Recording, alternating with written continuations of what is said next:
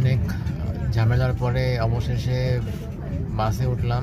ঝামেলার কারণে হচ্ছে বাস ড্রাইভারকে জিজ্ঞেস করছিলাম যে অমুক জায়গায় কীভাবে যাব। সে বলল অপর পাশে যাও রাস্তার। আসলে আমি ঠিক পাশে ছিলাম। যাই হোক, আরেক বাসে উঠলাম, যাইতেছি।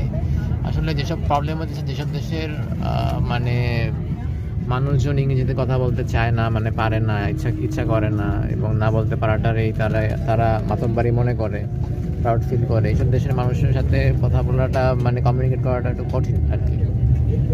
তো এই জন্য আর কি, মানে ইস্তানবুলে দেখলাম, তারপরে স্পেনে দেখলাম, কঠিন বোঝানো কাউকে কোথাও রাস্তাঘাটে যে আমি অমুক জায়গায় যাবো, কীভাবে যাব। আর আসলে তারা মানে এবিসিডিও বলতে পারে না, রাইট লেফটও বলতে পারে না, এই অবস্থা আর কি। যাই হোক, মানে স্পেন, তারপরে পর্তুগাল, প্লাস হচ্ছে গিয়ে ইস্তানবুল, এইসব জায়গা আর কি, এইসব জায়গাতে আর কি মানে মানুষজনকে, কয়েকজনকে জিজ্ঞেস করে তারপরে আর কি মানে একটা জায়গায় রওনা দেওয়া ভালো।